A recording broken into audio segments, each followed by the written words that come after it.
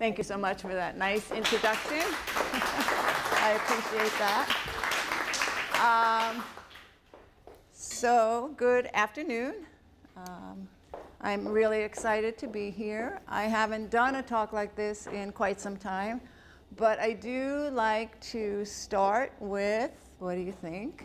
A meditation practice. So, those people that don't have seats, we don't have any other chairs. Could you try and find a seat? I don't know how you're going to manage a seated meditation standing up, although it does happen, because this is a perfect example of how we have to make accommodations for wherever we may be in whatever setting. Sometimes there are not enough chairs. Sometimes clients are sitting on the floor, laying on the floor, what have you. Thank you. That's perfect. And can everybody hear me? Yeah? All right, great. So we will start with a seated meditation. You okay down there? Okay. So when you do a seated meditation, there are things you want to pay attention to. So if you would move forward in your chair, because when we sit in chairs, what do we typically do? We do this, right? So the back is rounded, the chest is closed. When you do a seated meditation, you want to be mindful of your posture. So coming a little bit forward, feet flat on the floor. Lift your sternum, so everybody know where your sternum is. It's right here in your chest. So lift your sternum towards the ceiling and relax your shoulders. Tilt your chin down slightly so that there's a straight line from your sitting bones to the top of your head. The chin will tilt up. That will give you a neck ache. So the meditation that we're going to start with today is a mantra meditation and called also a metta meditation, which means loving kindness. So we will do a little bit of relaxation, and then you will hear me tell you a phrase that you will repeat to yourself until I give you another phrase.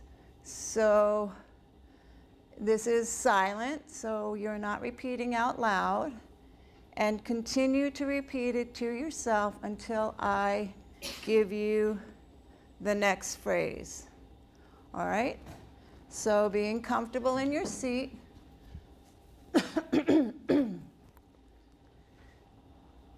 Closing your eyes if you're comfortable closing your eyes. If you're not, just simply gaze at something in front of you that is not moving. Relax your shoulders. Take a deep breath in and a deep breath out. Deep breath in and a deep breath out.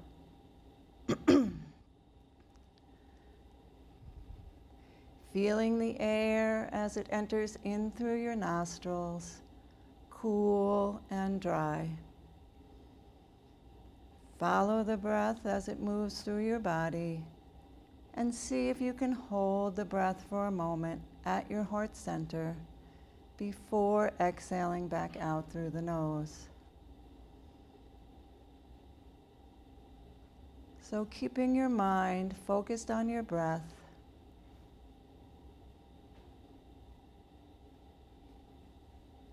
feeling the air as it enters in through the nostrils, cool and dry.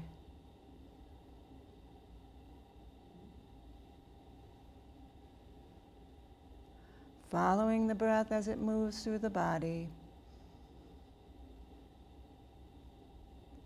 Holding the breath for a moment before exhaling back out through the nose.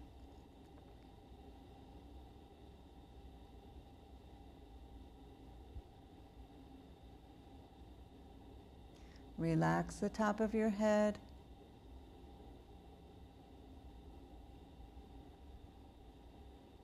Relax your forehead.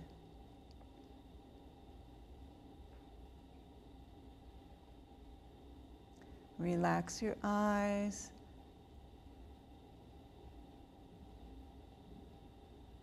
Relax your jaw and remove your tongue from the roof of your mouth.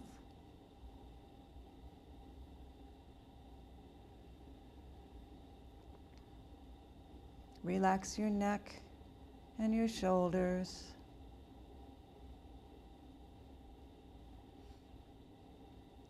Your arms and your hands.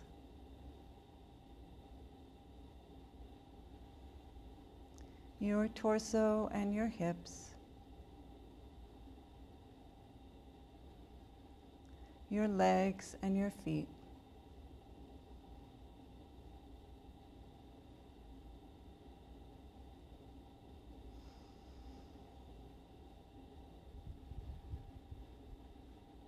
Mind is focused.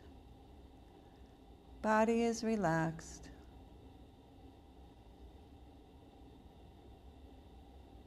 And now repeat to yourself, may I be free from danger.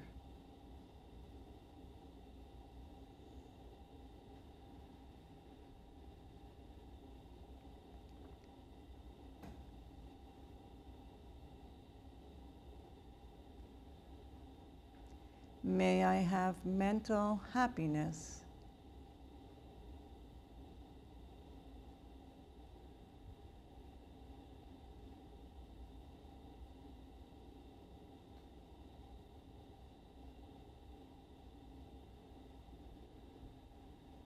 May I have physical happiness.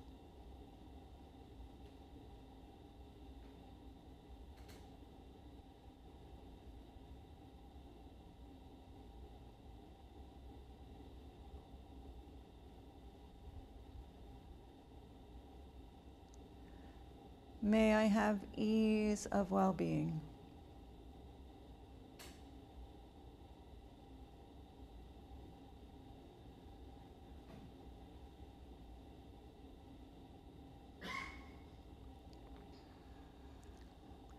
Now think of someone you love, family member, and insert their name or names or image into the mantra.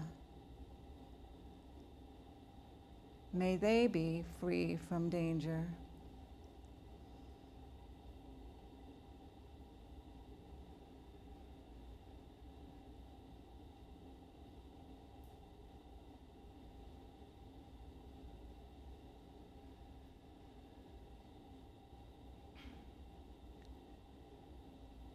May they have mental happiness.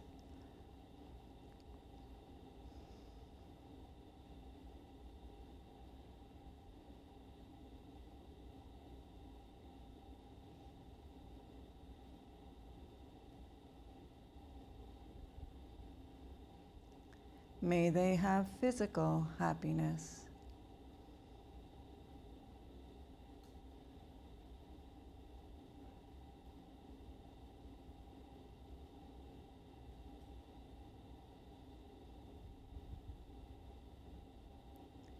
May they have ease of well-being.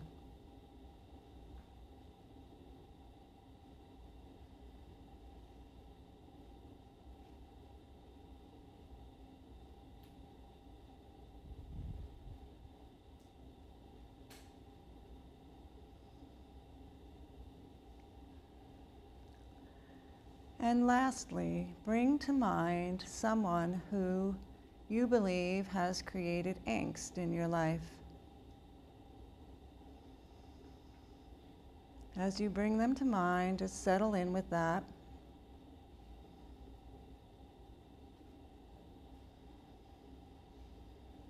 And for this last round, we will insert their name. May they be free from danger.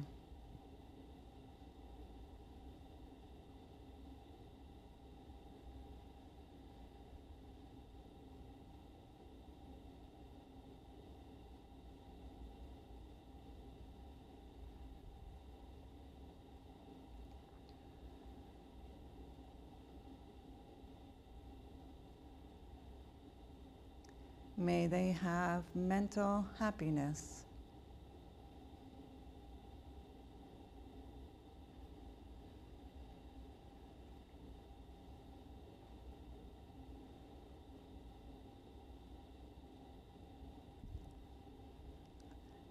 May they have physical happiness.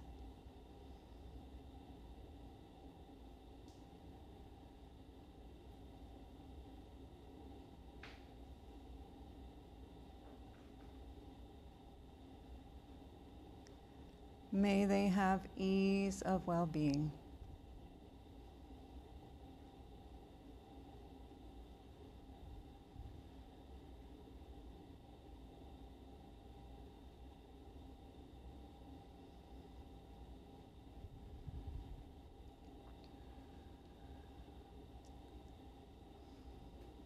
And now, let go of the mantra and come back to your breath. And just for a moment, focus on your breathing. Check in with your body.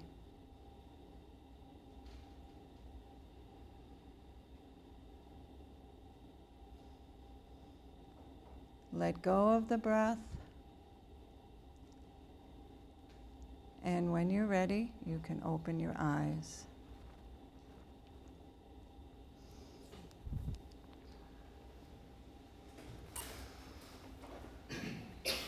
So we will have time after to check in around how that might have been for you. But I'd like to move forward and talk about how I got here and where we are currently in relation to integrating practices like meditation and yoga into the more traditional treatment arenas.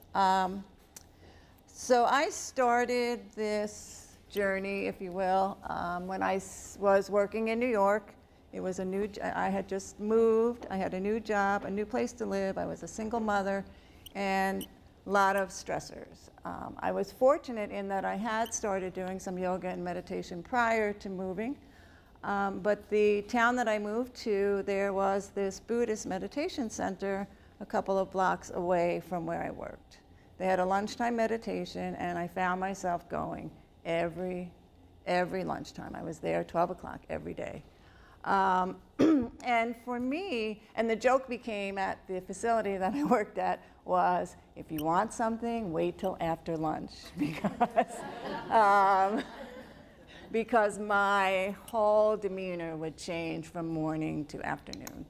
So I began to think about what had happened for me, and really the biggest change that I saw initially was the way I reacted to events outside of myself. Meditation allowed me to not only become more aware of what was happening and be in the present moment, which you hear about that in relation to meditation, but it also allowed me space before I would react. And I began to recognize I was a big reactor, and the more space I had, the better off I was, because it gave me a chance to take a breath, really think about what it was I wanted to say or do in relation to whatever was happening around me. So as I began to think about that and think about myself, I began to think about the clients that I was working with. I had worked in addiction treatment for a long time, and seen, the recycling of clients, people relapsing, people coming back time and again, and really felt a responsibility to try to change that on some level. And I started to think about what meditation had done for me and how that could be a benefit for clients. So that started my journey into doing some research, working on my PhD, and I'll talk more about that in a moment. I do want to take a minute to talk about the different kinds of meditation, because there are different kinds of meditation, and we want to those of us that are looking to integrate these practices, I firmly believe, need to have some foundational understanding of the different practices and what the different practices can do, so that we can be intentional in how we apply them. So in relation to meditation, there are a great number of different kinds of meditation, but there are really three that we are seeing here in the West that are also being applied, three types that are being applied in clinical settings. So the first one is a mantra meditation. And so the metta meditation that we did here is a mantra meditation. A mantra is simply a phrase that you repeat, or even a word that you repeat over and over to yourself. And in a mantra meditation, the primary outcome is concentration. So if you think about what population needs help with concentration, you might want to then think about using a mantra meditation, right? So those are the kinds of connections that I'm talking about. That it's important that we do that. The next meditation that I'll talk about is what they call insight meditation. So Jon Kabat-Zinn, how many of you know or have heard of Jon Kabat-Zinn? No. He is, you will, if you delve into this in any way, you will see his name. He has been seminal and instrumental in bringing meditation to, he worked in a hospital, so he brought it to clients that were in a hospital setting. He created the MBSR, Mindfulness-Based Stress Reduction Program, and the meditation that he and his group, and he's got a large group now of people who are MBSR trained, is really an insight meditation. And an insight meditation is where the instruction is primarily to focus on the breath. Focus on the breath. So that there is a emptying or clearing of the mind, and that you can become more aware. The outcomes for meditation, that type of meditation, are improved attention, awareness, and acceptance. So those are what we talk about outside of mantra meditation in regards to primary outcomes. So mindfulness-based meditation is focus on the breath. So if you think about what we did here just before, how would it feel for you if you've never meditated to hear somebody say, focus on the breath? Silence. A couple of minutes later, focus on the breath. That can be, I think, a little bit uncomfortable for people who have never meditated before, for people who have racing thoughts and maybe other thought disorders. So is that a good application of meditation in certain settings? I'm not so sure. The third meditation that I'll talk about today is what's called Yoga Nidra. And this is the meditation that I use in the research that I do. And I use this meditation for a particular reason. It is very process-oriented. It is guided, but it is not a guided imagery. There's differences. Guided imagery is not meditation. Guided imagery takes you somewhere, and guided meditation keeps you inside. So that's a really big difference. And I hear people say, oh yeah, we do meditation at my treatment facility, and they're not doing meditation, they're doing a guided imagery. And I think that can be chancy in a way, in that I take you down a road, up the stairs, into the room. Do I know for sure that that's not going to be a traumatic experience for clients? No. So I caution against that kind of practice. Whereas meditation is more about learning about my body sensations, and Yoga Nidra takes you from learning about your breath to body sensations, to thoughts, feelings, and emotions. So it's very process specific, and you are guided. So I felt when I started to do my research that that would be a meditation that could be more easily applied in a clinical setting. So and I also had an experience with the teacher, my teacher, Richard Miller, who he took the Eastern ancient practice and kind of adapted it to the West, which we see a lot of that as well, because we are in the West, right? So how do we apply these Eastern practices and philosophies in a way that makes sense to us? That's also really important. So my teacher, Richard Miller, he did a Yoga Nidra adaptation that is called integrative restoration. And he did that with veterans in California. And he talks about how when he went to begin to apply this Yoga Nidra, how the VA was like, well, you know, it sounds really good, but yoga, So he had to change the name. And so that's how he came up with that name. The VA veterans were not particularly keen on integrating yoga. And that's been one of the problems with yoga. Meditation has made a lot of progress in the research arena, and I'll talk for a minute about why that is.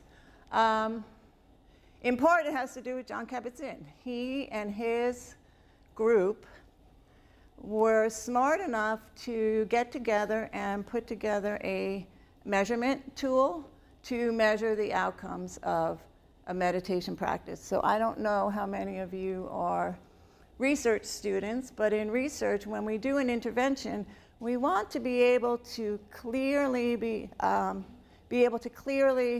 demonstrate that that particular intervention was what made the changes. So unless you have an outcome measurement, it's more difficult to do that. The meditation, Jon Kabat-Zinn and his group did that. They put together a measurement instrument, and what we saw happen was the research around meditation just exploded. And today it is probably the most studied alternative practice out there.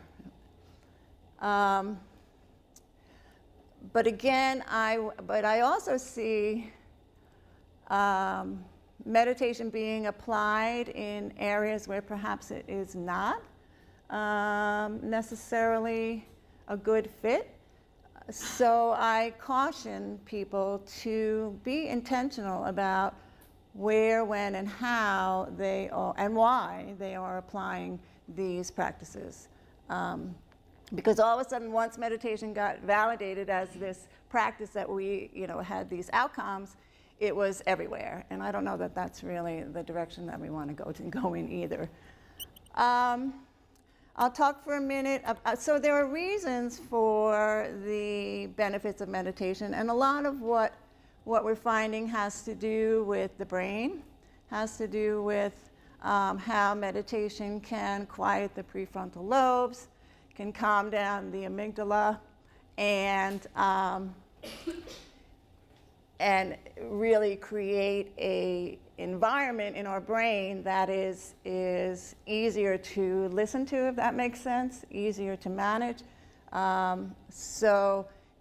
People who are in treatment, especially for addiction, but other arenas as well, tend to have what we call very noisy prefrontal lobes. So when the amygdala fires, which it fires very quickly and is hypersensitive for people with a background in trauma, or a history of trauma rather, the prefrontal lobes cannot communicate in time, and so there is this reaction. So if we can calm that down, if we can clear up the communication, and this is really the simple version,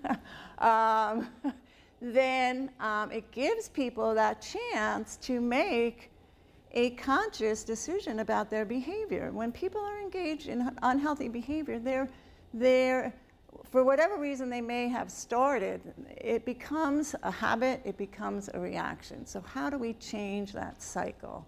And meditation really can do that. Yoga has had a bit of a later start. Part of that, I think, is because of this whole idea of measurement. We haven't really been able to measure. What are we looking for? How do we measure outcomes in yoga? Here in the West, sorry, we think about yoga as asana. So we think about the physical part of yoga.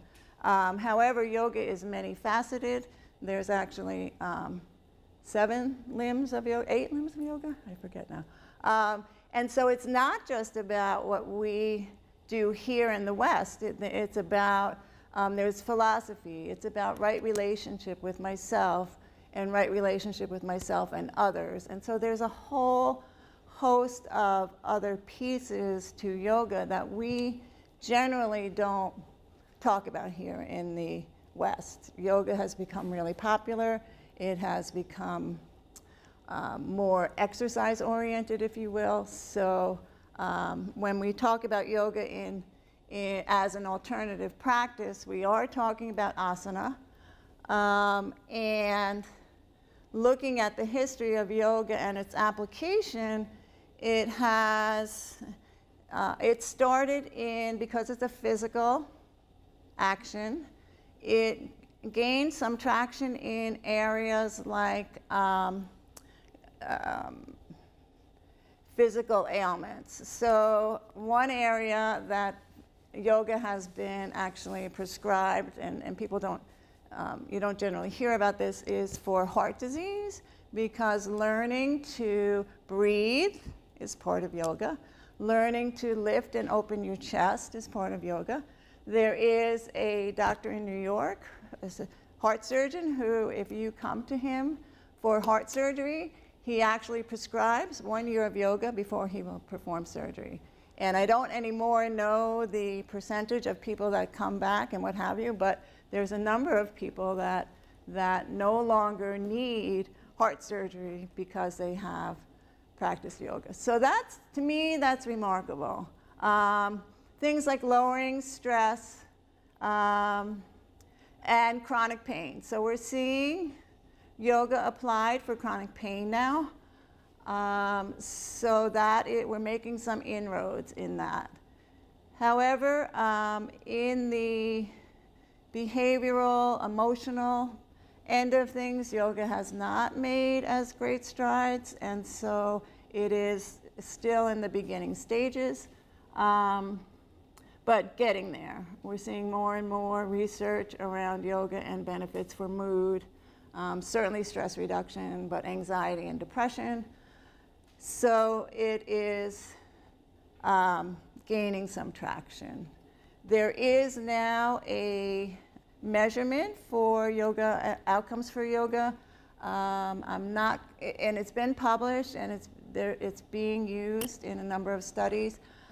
I don't particularly love it, but who am I, you know? So I think there's still work to be done there, and there's still work to really understand what are the mechanisms that are helpful for people and in what particular situations, because I think it varies.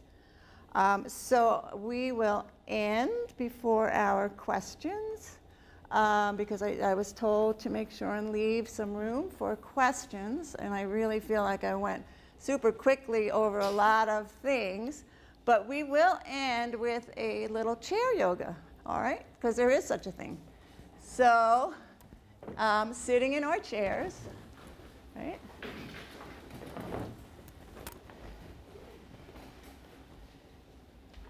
Feet flat on the floor, excuse me.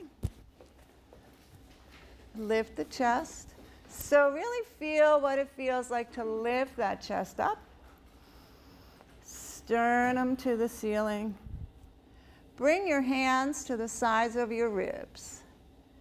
And as you inhale and exhale, can you feel the ribs expand sideways? So inhaling the breath, can you feel the ribs expanding sideways? And then exhale. So it was interesting to me how I really didn't breathe well before I started practicing yoga. I had very shallow breathing. And so learning to breathe fully into the lungs, so inhale again. Can you inhale, fill the lungs from top to bottom? Feel your rib cage expanding, not just forward, but also sideways. And then come on back. Bring your hands out in front of you. Stretch all the way through the fingertips. Extend your arms, straighten the elbows. Inhale, interlace your fingers. Turn the palms out. Inhale, lift up. Press those palms to the ceiling. Straighten the arms. Can you bring your biceps back any amount more? Take a breath. And bring the hands down. Change your interlace. So whatever you did habitually, switch it up. That's the other thing that yoga does, is it teaches us our habits. Turn the palms out, lift up. Helps us to balance the body because we always do everything on both sides.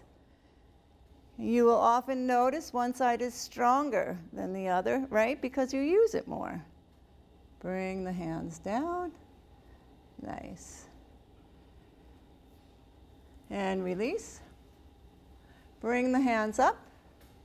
Inhale, lift up. Exhale, turn to the left and just hold on to the side of the chair. Inhale, lift the spine up. Face this way. Inhale, lift. Turn a little bit more. One more time. Inhale, lift. Keep that sternum towards the ceiling. Keep your shoulders relaxed. And come back to face forward. Good job. Take a breath. And let's go to the other side. Inhale, lift up. And exhale, turn to the right. Bring the hands to the side of the chair. Keep that sternum towards the ceiling. Inhale, lift up. And exhale and turn. One more time. Inhale, lift. And exhale and turn any amount more. Very nice. Good job.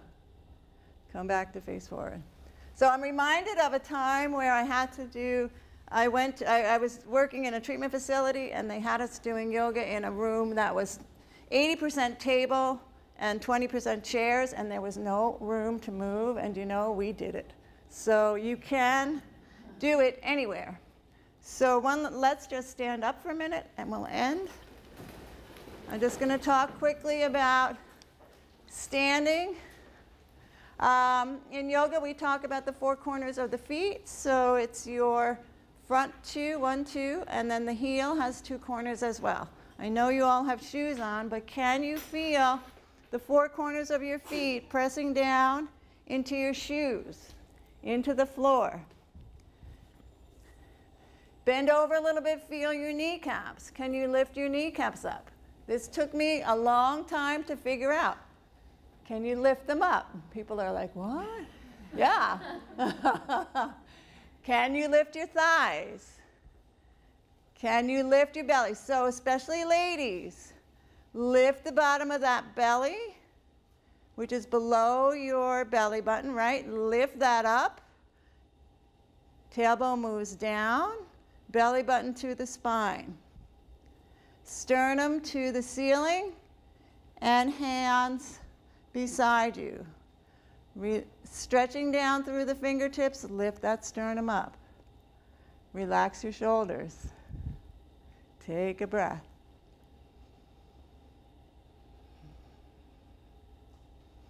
Good job. Thank you so much. It is, I believe, 1:15. So we have about 15 minutes for questions.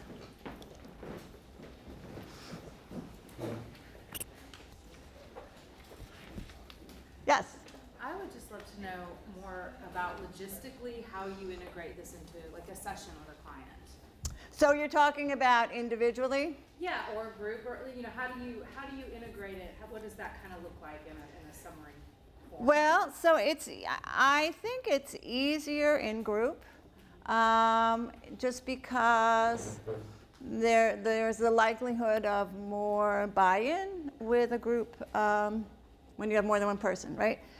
In an individual session, it would always be about asking permission. Do they know anything about these practices? What do they think these practices could do for them? We also would do some education or just explain to them what we know about whatever practice it is that you're thinking about integrating. Do they think this might be helpful? And then going very slowly, checking in with how was that for you? And I'll tell you, I've worked with people individually, but not in a clinical setting as much as a yoga teacher. I've certainly worked with people individually with meditation. And what I will tell you is, in my experience, even when people have some uncomfortability with this, in the end, they love it. When I did my research in New York, Brooklyn, New York, tall, 20-story building, sirens and cars outside honking and all kinds of insanity out there, they loved it. So I've always had people come back and say how much the practices have helped them. So, yeah. But you always want to ask permission, and you want to always go very slowly. And also, in the trauma-informed world, we always ask permission about, can you move in this way? Would it be okay for you to lift your chest a little bit more? So it's an invitation instead of a command. Some of the schools of yoga are a little commanding. I am an Iyengar practitioner, and that can be very rigid, and so it was important for me to learn to soften that in clinical work. Yeah. And I will have more. We're doing a project in Asheville in a residential addiction treatment facility integrating chair yoga. So I'll have more to report and talk about once we get through that, once we start that project and get that rolling. Yeah. Yeah. Someone else? Yes. I was wondering, when you use it with trauma, do you ever actively process the trauma that comes up in the session, or would you say that? Well, so that's a really good question, and I think an important area for us to pay attention to, because what I will say is I think it depends on your training. There is now the International Association of Yoga Therapists. They have a certain amount of mental health training. Do they have as much training as licensed clinicians? No. So, and I think this is going to be a question that we will be grappling with in the field as these practices are more and more becoming accepted. And who is the best person? And do we maybe even split it up? Does the yoga therapist come and do yoga therapy with clients, and then they come and see you, the clinician?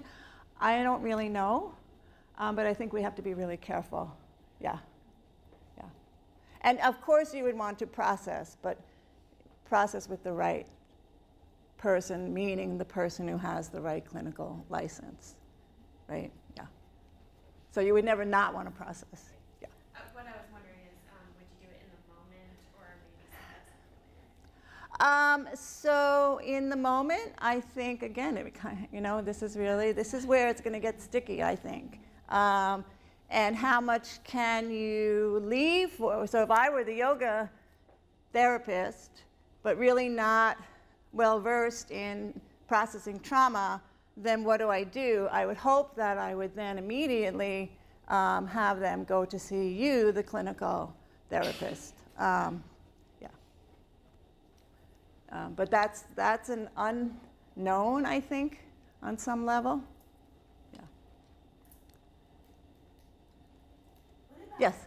integrating these practices in the classroom Ah, particularly classrooms that are outside of clinical yes. classrooms. So literature classrooms or women's studies classrooms, do you have recommendations or words of caution? So that's another really good question. So, and I know that institutions, and I skipped right over that, but there are many institutions integrating meditation specifically into the classroom.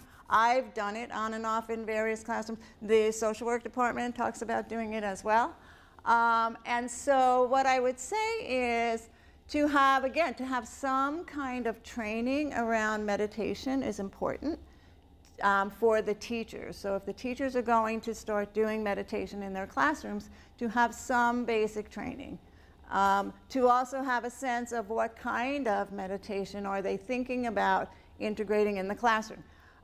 When I did it in, at other institutions, we kept it really to a mantra meditation. It was simple, it helped with concentration and being present. Right, so those things are important in the classroom. I did do some research, this was some time ago, around what occurred for students in the classroom, and it was about improving cognition and attention. So that sounds great for a classroom, but are there contraindications? So that's why I would keep it really simple and short, because you can't always know if there's contraindications amongst your students, right? Yeah. Yeah. Yes. I do it with one class, and I don't lead it, but I have some recordings. Okay. And I do it before class starts, Uh-huh. and I offer for folks to come. It's a clinical class, so they're going to see clients and stuff, but I offer that as time, and I say, whatever you do to help center you or ground you, you can participate in this if you want to come early, like 10, 15 minutes early, or you can do whatever else works for you. Right. So that, like, that was something that I thought about, making it something that was kind of optional. Available if you wanted it. Yep. Because I did have feedback from students that they did not like it. So when I've done it in the classroom, thank you for that, to make it optional, and just ask students if they're not comfortable with the meditation to just sit quietly. And then, we start, and whether we do it before or give a little time in the beginning. Yeah. Yeah. Somebody else?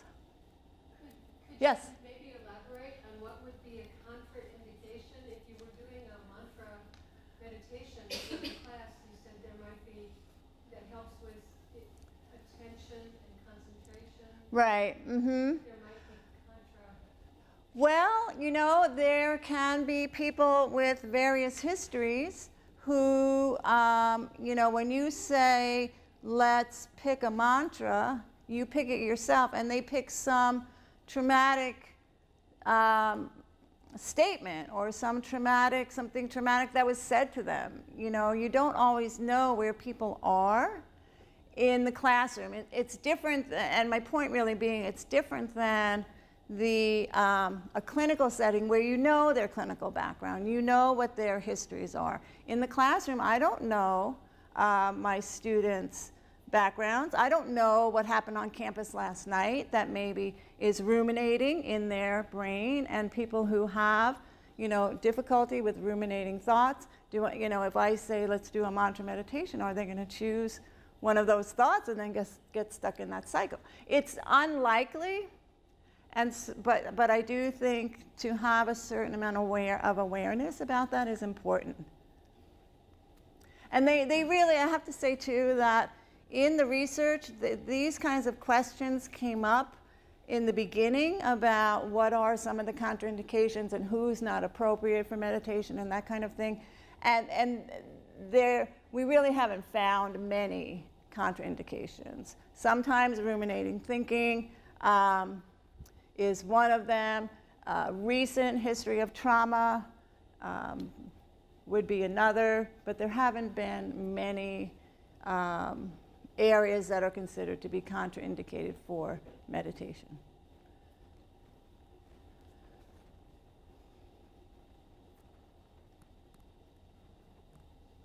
Somebody else?